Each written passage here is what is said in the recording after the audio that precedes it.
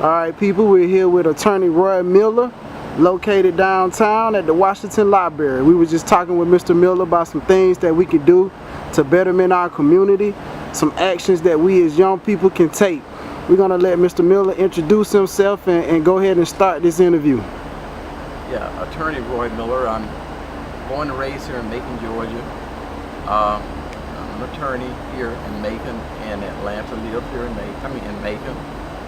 I'm also a person who always fights for respect for young people and trying to have an impact on the motivation in young people, trying to inspire young people to take a positive role, help build the communities, and help be great role models for kids younger than them, as well as their peers.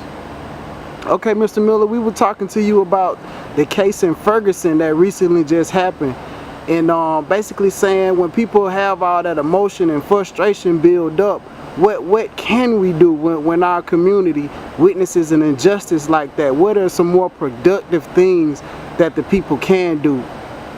You know, I think first of all, keep your cool and investigate. Wait until, I think if anything, there could be people who feel the injustice, feel the need to come together and hire high-level investigators. I would like to see, it would be great, I think, if the Justice Department could assign certain investigators to immediately go to incidents, sites like this, and get all the information and investigate and release information as fast as they can to the public. I think that it's never a good idea to get angry that somebody put a dent in your car. It's never a good idea if you flatten your own tires. And I think, and I say that it's never a good idea to go looting and tearing up your own neighborhoods. That makes no sense to me. I don't see where that has ever made a difference. You know, we look back on the days of Dr. King and Malcolm, we try to see what we can draw from it as far as pulling our communities together. They were about unity, they were about integrity, they were about morals, they were about respect. They were not about letting some person who was about mess. You know, there are some people that will always be around who were about mess before tragedy happened. They'll mix in with people who have good hearts, good intentions, and make a difference, and really just cause trouble. But I think that we need to, and I would like to see it pushed that it's unacceptable for our government to not put in place organizations that can immediately get information to the public and especially to the communities, because we are the taxpayers. We make it possible for them to exist. But things that really make a difference.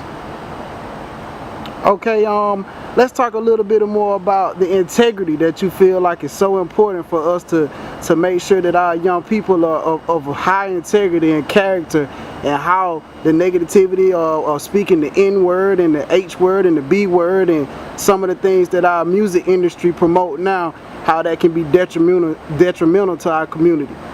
Oh yeah, I believe that people look at us in America, we look at the black communities, and they study from all over the world, and they know where to come and locate businesses and such.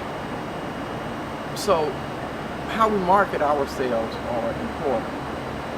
If we were Coca-Cola or Pepsi-Cola, we would never say anything negative about our product or anything that could be taken negative, or anyone could make a joke out of it. We'll be fired for doing that.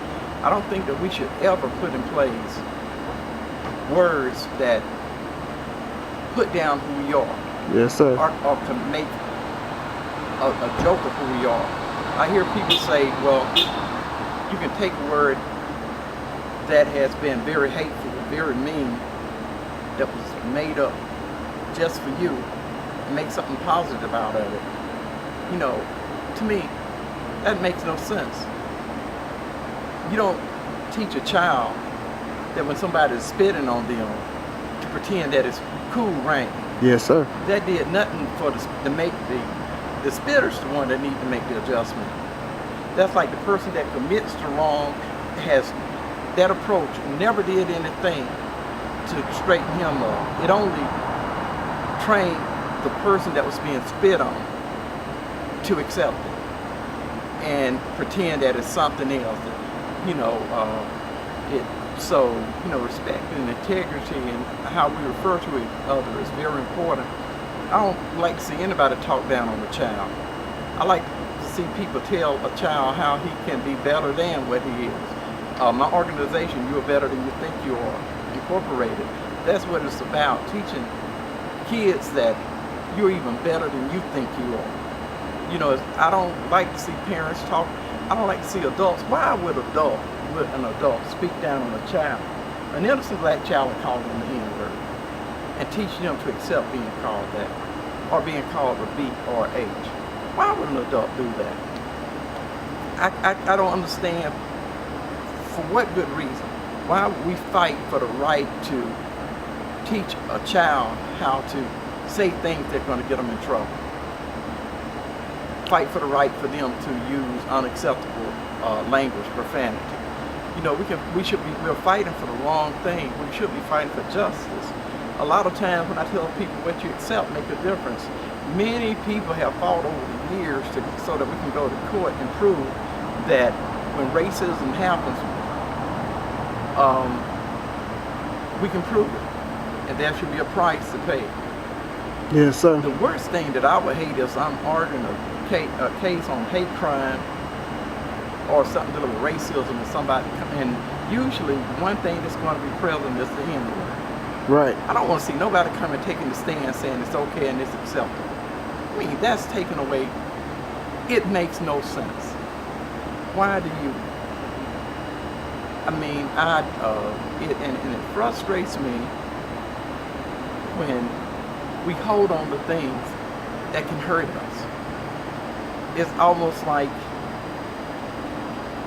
and I spoke to you earlier, it's almost like you're on a plane and you're told that your plane's going to go down if all the passengers don't throw out everything that they don't need, only what you gotta have you hold on to. Then you will shed certain things that we need are things that encourage our kids to learn, encourage our kids to get, education. Because as long as this world is getting education and all other kids around the world are getting education, that's the game. We either get out the game or we learn the rules. Yes, sir. And you won't learn the rules unless you get education. So things that encourage kids, things that show a kid that they don't have to live a life where they're headed to prison. You use your mind. You're headed to college. You're headed to having a family. You're headed to traveling the world. But adults must lead by good example, because kids copy us because they look up at us, they love us. And we have to be really careful how we lead kids. But not to a disrespect, because around the world, in every country, every culture, every group, two things have always been certain. And those are those who demand respect have always been on top. Mm-hmm. And those that accept disrespect have always been on the bottom. I'm tired of people selling so many young kids the notion that disrespect is a good thing, being disrespected, and I just don't tolerate it. I don't talk, I talk to young kids and I let them know you're great. I push towards a zero tolerance for disrespect. You don't ever let a person. If a person disrespects you, they touch you like a lady. I think ladies may agree that if you let a person disrespect you by touching you in the wrong way and don't say anything, they ain't gonna stop. They're gonna go a step further. Right. So you create a zero tolerance, so there won't even be a mix-up. Okay. In closing, what's the one thing that you would like to say to the community or to the kids or to adults trying to make a change? What do you want to leave the people with today? I want to say to the kids to stay strong, because you're great, you're special. Don't let anybody give you any reason to think otherwise. Resist music that puts you down. All right. Try to hold on to things that are going to help you, whatever your goal, whatever your dream, that's going to help get you there, because you can do it. I want to say to the communities, if we could replace hate with help, and not hate on each other. That's right. Be glad. If a person had 2 or 3 cars, that's a good thing, because our communities have been down for so long.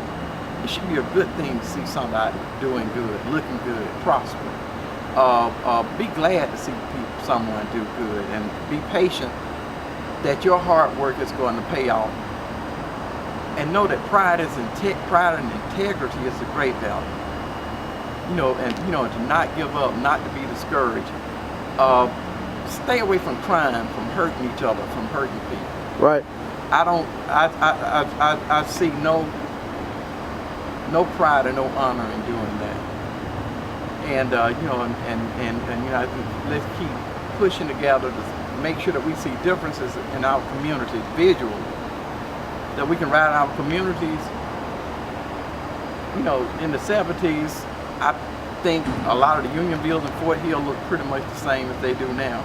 And I know that I see new houses popping up here and there, but that's not enough, considering we had so many people who have lived and died and struggled and paid taxes. That's right. But the money never got to fixing up and paving. Why is it? The time is overdue. I want to see improvements in what they call the poorest community, because those communities still bred taxpayers. That's right. Lived to die. And I want to see fix up actually come to those communities. I think that in order for us to live together fairly, we got to be treated fairly. I think that when you in any contest, when it's fair, people